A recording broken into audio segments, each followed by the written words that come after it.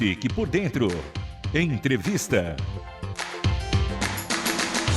E o tema do nosso programa de hoje é sobre cuidados para grávidas e a entrevista será com a médica ginecologista e obstetra Naira Scartesini Sena. Seja muito bem-vinda à Rádio Transmundial e ao Fique por Dentro, doutora.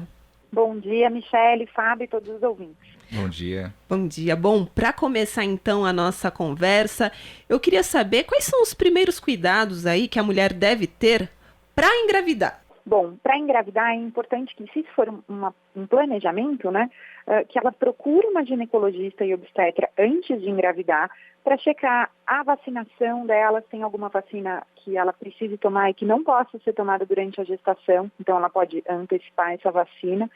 Se tem alguma deficiência de vitamina, alguma alteração do açúcar no sangue, que precise, ou da tireoide, que precise ser corrigida antes, então, eventuais doenças que ela não tem conhecimento, e para esclarecer as dúvidas sobre os suplementos vitamínicos que ela precisa usar durante o momento que ela vai tentar engravidar, bem como remédios e produtos de beleza, por exemplo, cremes, que ela precise suspender durante essa tentativa da gestação.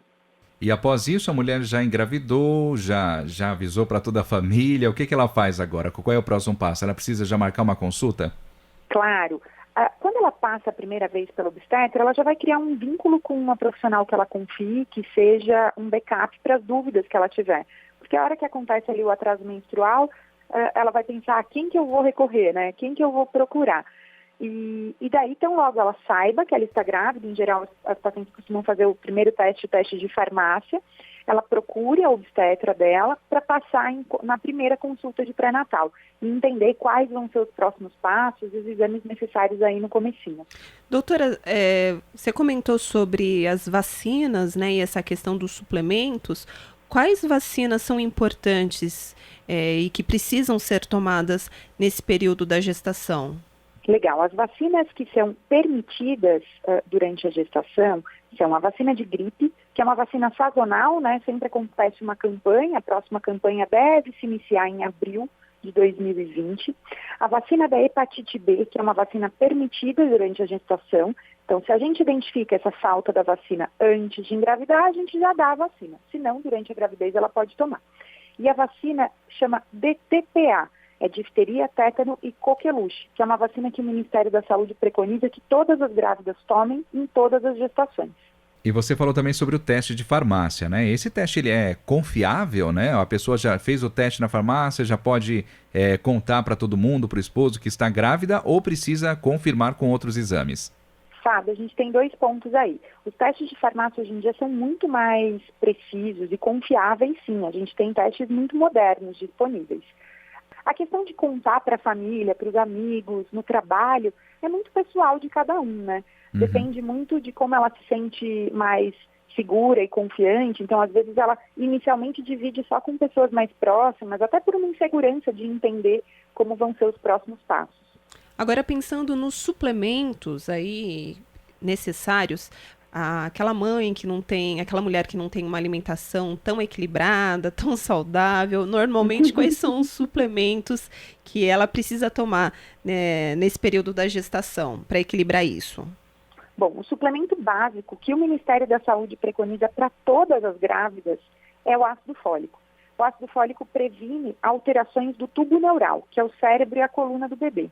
E essa estrutura se forma muito cedinho, no início da gestação. Então, muitas vezes, a mulher nem sabe que está grávida e acaba comendo bola de poder tomar o ácido fólico e fazer esse benefício para o neném. Por isso que quando a gente começa a tentar engravidar, se isso é um planejamento, recomenda-se o uso do ácido fólico. A dosagem é individualizada para cada paciente. Então, a gente tem perfis para cada dose disponível. Além disso, durante a gravidez, a gente sempre usa um suplemento vitamínico, que pode ser um conjunto de vitaminas ou pode ser só o ferro isolado. E sugere-se que a gente vá dosando as vitaminas dessa mulher para ir ajustando de acordo com as necessidades. O que muita gente não sabe é que o parceiro também pode usar um suplemento vitamínico quando eles estão tentando engravidar. Ele não precisa, obviamente, tomar durante a gestação, mas esse suplemento usado durante o momento de tentativa melhora a seleção dos espermatozoides. Não tem nenhum efeito, claro, na virilidade, na potência sexual, mas tem um efeito na qualidade dos espermatozoides. Olha só, essa também eu não sabia, viu, doutora? Realmente Realmente. ótima dica. E isso a pessoa ela encontra na própria farmácia mesmo, precisa de indicação médica? Sempre precisa de indicação médica, porque para tudo tem restrição, a gente tem que entender qual é a situação de saúde do casal, mas, em geral, é muito fácil de encontrar, nas grandes redes de farmácia você encontra.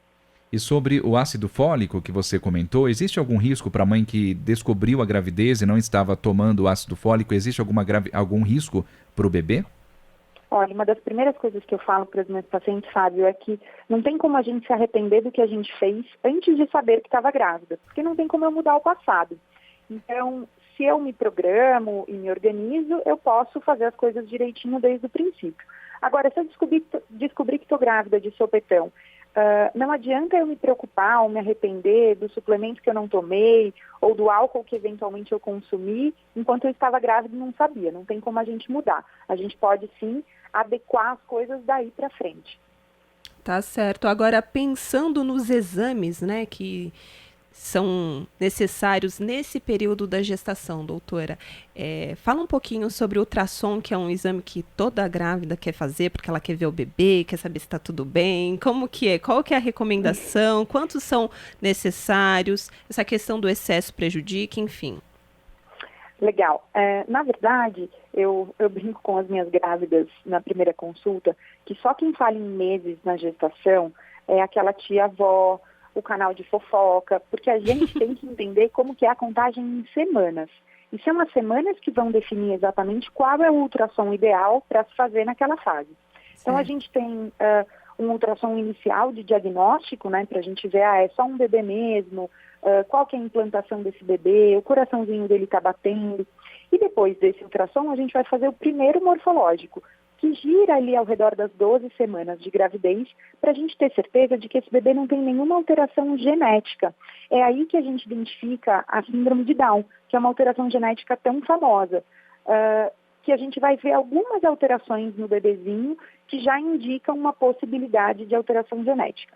Passando o primeiro morfológico, a gente chega lá no segundo morfológico, ao redor de 24 semanas. Nesse segundo, a gente vai ver todos os órgãos do bebê, contar todos os dedinhos que ele tem nas mãos e nos pés e entender que ele está perfeitinho. Daí para frente, os ultrassons são necessários para acompanhamento do peso, da placenta e do líquido. E assim a gente vai vendo dentro das necessidades daquela mãe qual o intervalo pertinente de ultrassons. E esse exame de 3 meses, ele é muito importante, né, doutor? E muitas mulheres, inclusive, esperam esse tempo para começar a divulgação realmente da gravidez, né? Porque é um exame muito importante que mostra até a questão de algumas síndromes e outras coisas mais, né? Então, Exato. realmente, você acredita que é uma boa dica essa, a pessoa esperar os 3 meses para contar a gravidez para todo mundo, divulgar na rede social? Pessoal. Isso é muito pessoal, né? Vai da insegurança e da experiência que ela teve, se ela já teve algum aborto anterior, às vezes ela fica mais reticente. Esse exame também pode ser complementado por um exame de sangue. Existe um exame de sangue, a gente coleta o sangue da mãe, que também prediz essas síndromes. Então, se essa paciente tem histórico na família, já teve uma gestação com alteração anterior, ou se ela está grávida com 40 anos, acima dessa idade, a gente pode sugerir não só o ultrassom, como o exame de sangue, para ter uma maior acurácia, uma maior precisão nessa localização de alteração do bebê. Agora, pensando em outros incômodos, digamos assim, que as mulheres têm nesse início da gravidez, quais são as dicas que a doutora dá para as mulheres que têm muita ânsia, enjoo, cansaço?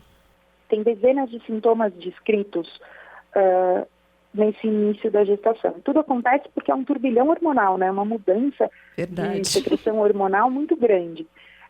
E é importante que todas as gestantes entendam. Você não precisa passar por todos esses sintomas. Cada gravidez é diferente. Eu costumo brincar que cada bebê tem um RG diferente. Então, por mais que seja a mesma mãe, o mesmo pai, Isso mesmo. diferentes bebês vão trazer sintomas e desconfortos na gravidez diferentes. Então, a ânsia pode ser comum, principalmente até as 12, 16 semanas iniciais, a sonolência, a indisposição, aquela moleza no corpo, mas também ela pode ter alterações articulares. A adaptação do corpo durante a gravidez pode dar uma frouxidão nas articulações. E essa mulher pode ter uma facilidade de entorses. Sabe aquela pessoa que vai fazer aquela caminhada no final de semana, desavisada? Sim. E aí ela pode ter uma grande lesão ligamentar do joelho ou do tornozelo, fazendo isso de forma errada. Por isso é tão importante o acompanhamento pré-natal, porque assim você vai personalizar as suas dúvidas. O que eu estou sentindo e o que é importante eu me preocupar. Bom, e agora é uma questão que, na verdade, a gente quer saber se é mito ou verdade. Vamos lá. A minha esposa, né, a primeira gravidez foi uma menina. Ela não sentiu tanto enjoo. Segundo, que foi agora, né, foi o menino, e ela sentiu enjoo a gestação inteira. E aí, doutor, é verdade que menino, quando a mulher fica grávida de menina, ela enjoa mais do que menina ou isso depende? Tem muitos mitos desse tipo, o mito do cabelo do bebê também, né? Se o bebê é mais cabeludinho, sente ela mais vai enjoo. ter... É verdade, já ouvi isso muito é comum isso. também. Aí o bebê nasce careca e você fala, ué. Cientificamente comprovado, a gente não tem nada a esse respeito. Eu costumo respeitar muito as crenças das pacientes, porque, poxa, isso vem de tanto tempo, em geral são questões familiares, que nunca tem como a gente dizer não, com certeza o enjoo não se relacionou com o seu filho ser homem ou mulher. Mas cientificamente, em estudos científicos, a gente não tem nada desse tipo comprovado. Agora pensando sobre uma outra questão, atividade física. Existem restrições, mulheres que já têm o hábito de fazer algum tipo de exercício, algum esporte, podem continuar? Como que fica essa questão da atividade física, doutora? Isso é um ponto bem importante, porque se ela está se programando para engravidar e ela já iniciar a prática de atividade física antes de engravidar, a tolerabilidade do corpo dela para manter essa frequência de atividade física durante a gravidez é muito maior. É uma adaptação muito mais fácil. Então, a gente recomenda, sim, que todas as grávidas façam atividade física. Existem algumas restrições de intensidade, da frequência cardíaca que você pode atingir. Então, em geral, a gente sugere que o paciente faça atividade física num nível em que ela consiga conversar, que ela não fique tão ofegante, que ela perca a capacidade de conversar durante a atividade física. Falando de formas gerais, mas em geral ela vai conseguir manter aí a frequência cardíaca dentro do adequado. Claro que ela pode fazer, junto com a obstetra dela ou o treinador dela, um cálculo específico para ela de frequência cardíaca. Mas a atividade física é super importante, ajuda a preparar a musculatura e a preparar esse corpo para tolerar o ganho de peso da gravidez e todas as mudanças anatômicas que acontecem. Mas existem restrições, principalmente se essa paciente teve um sangramento, um descolamento de placenta lá no início da gestação, ou dependendo de onde a placenta dela se inseriu dentro do útero, ela pode ter restrições. Então é sempre importante conversar com a obstetra para entender quais são as restrições dela. E sobre alimentação, a gente fala de atividade física, a gente sempre lembra de alimentação também. No caso da alimentação, a mulher precisa dar uma equilibrada, ir atrás de um especialista também para que possa dar umas dicas para ela ou não? Ele pode continuar com a alimentação normal? Eu sugiro para todas as gestantes fazerem pelo menos uma orientação nutricional. Ela pode não acompanhar com essa nutricionista durante a gravidez, mas uma orientação inicial de quais são as melhores escolhas, volumes alimentares, é muito importante, porque a gente tem modificações do trato gastrointestinal. Essas mulheres, em geral, elas têm mais refluxo, elas podem ter um intestino mais lento, ter mais gases, e isso tudo pode ser adequado com a alimentação. Além desses sintomas, a gente tem que ter um olho atento sobre o ganho de peso, que aquela crença de preciso comer por 2 porque estou grávida, não é verdade. E quanto mais peso essa mulher ganha fora do estipulado, mais os sintomas que ela vai ter de cansaço, dores nas articulações, dificuldade, a paciente fica ofegante para subir escada, subir uma rampa. Então, o acompanhamento nutricional traz muito, agrega muito no acompanhamento do pré-natal. Agora, pensando nessa questão do peso que você citou, qual que é o limite de peso, né, que a gestante é o ideal? ela ter durante esse período para não gerar problemas, enfim, de saúde? Qual que é o ganho de peso ideal, digamos assim? Hoje em dia a gente não fala mais de uma faixa de ganho de peso estipulada para cada uma das pacientes. Existe uma tabela em que a gente usa a semana da gestação que ela está e o IMC, que é um cálculo do índice de massa corpórea, aquele cálculo do peso pela altura ao quadrado. Nesse gráfico, ela consegue já entender se ela está na faixa adequada, no sobrepeso, no baixo peso, na obesidade, e assim ela vai norteando o controle de ganho de peso dela de acordo com a evolução dela no gráfico. É fácil de encontrar esse gráfico na internet para a paciente se adequar, e ela também pode tirar as dúvidas com o obstetra, claro. Bom, a gente falou sobre atividade física, falamos sobre alimentação. Eu queria saber se tem alguma outra dica para a gestante, né? Dizem também que ela não pode pegar muito peso e tem mulheres que trabalham, né? Com um trabalho realmente muito pesado. E aí, essas pessoas sofrem algum risco? Legal. O peso pode ser uma restrição de acordo com os problemas que ela tiver. A gente volta naquela questão do sangramento, das restrições para atividade física. Então, isso é importante adequar para cada paciente. Mas uma dica legal para todo mundo e que tem relação com o final de ano, que todo mundo costuma viajar nessa época, ou de avião, ou de carro, ou de ônibus. E dependendo do tempo que você for ficar sentada, seja em qualquer um desses transportes, é importante que todas as gestantes usem meia elástica compressiva. Porque na gestação a gente tem um risco maior de trombose, que é quando a gente forma um coágulo no sangue e ele pode entupir em algum dos nossos vasinhos. Então, durante o trajeto, seja de carro, de avião, de trem, de ônibus, sugere-se que ela use a meia elástica compressiva e existem meias específicas para grávida, tem até um espacinho para a barriga, para prevenir essa complicação. Agora, pensando nos cuidados que se deve ter a partir de um momento, né, da gravidez, no final, por exemplo, essa questão da viagem de avião, a partir de quando isso já não é permitido, gostaria que a senhora falasse um pouquinho sobre essas questões. Pois é, a gente teve um caso recente de um bebê que nasceu num voo aqui no Brasil, né?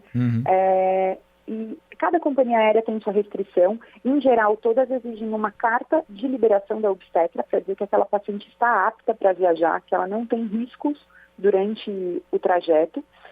E dentro dessas limitações das companhias aéreas, eles costumam traçar, e isso varia de uma companhia aérea para outra, mas eles costumam traçar o limite que você pode viajar, o limite seguro. A partir daí, eles podem exigir a presença da obstetra durante o voo. É importante que converse com sua médica, entenda quais são os limites, mas eu posso dizer pela experiência que a viagem de avião pode se tornar bem desconfortável em determinado momento, principalmente dependendo do número de horas. Então, eu costumo sugerir para as pacientes que viagens mais longas sejam programadas para até 20, 22, no máximo 24 semanas, porque a posição e o espaço da cadeira costuma não permitir muito conforto para a grávida. A partir daí, ela pode sim viajar, mas se for trajetos mais curtos, porque toda aquela mesinha do avião e aquele pequeno espaço entre as poltronas, principalmente quando a da frente reclina, podem ser um problema grande para a grávida. Verdade, ainda mais que as mulheres gostam, né, de viajar, fazer o enxoval lá fora, viagens longas, então fica aí a dica realmente para todo mundo. Bom, o tempo passa rápido, viu, doutora? A gente abre espaço para que você divulgue, então, os seus canais de comunicação para os nossos ouvintes. Claro, para quem tiver dúvidas ainda, a gente não conseguiu conversar, pode mandar para mim diretamente no Instagram, que é @DRANaira, meu nome é com I, ou pode entrar no meu site, que também é www.dranaira. Lá tem aquela tabela para calcular o índice de massa corpórea pela idade gestacional. Perfeito, muito obrigada pela entrevista. Doutora, até uma próxima oportunidade. Muito obrigada, gente. Bom dia para todo mundo. Tchau, tchau. Tchau. E a entrevista de hoje foi com a médica ginecologista e obstetra Naira Scartesini Sena. Sena.